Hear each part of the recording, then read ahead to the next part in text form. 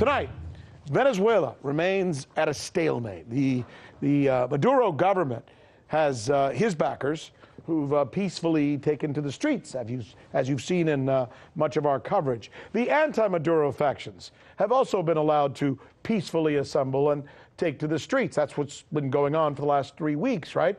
Well, this weekend, there are two concerts that are planned. One of them supporting Maduro, the other one against Maduro. Both, by the way, taking place at the border with Colombia, a place that's been kind of a hot zone lately.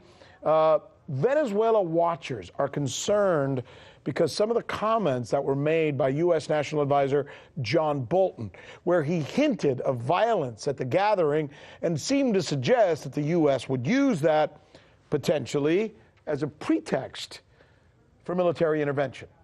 For more on Venezuela, here's RT correspondent Dan Cohen.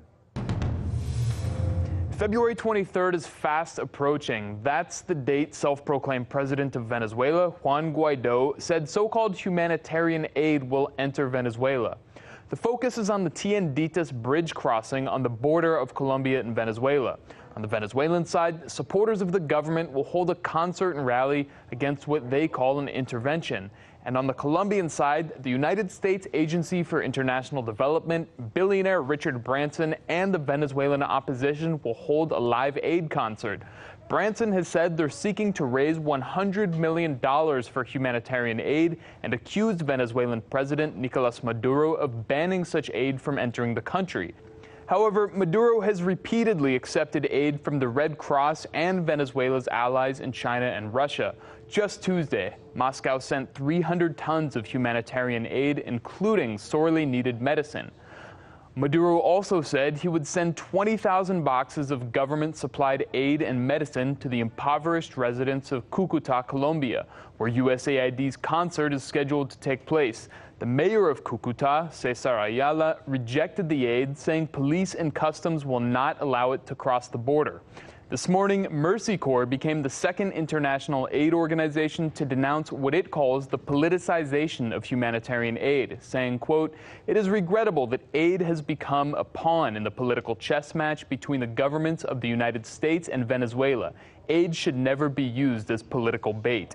This comes after the International Committee of the Red Cross said what the U.S. is doing on the Colombian border with Venezuela is, quote, "not humanitarian aid." While tensions rise at the crossing, U.S. National Security Advisor John Bolton warned the Venezuelan military against condoning or instigating violence. Bolton's warning is peculiar, as if any violence would be attributed to the Venezuelan side, regardless of who might be responsible. On Thursday morning, a U.S. Navy admiral took a different tone, threatening Venezuelan military personnel and calling on them to defect. Venezuelan military, este mensaje es para los militares venezolanos. You will ultimately be held accountable for your actions. Ustedes al final van a ser responsables por sus propias acciones. Do the right thing.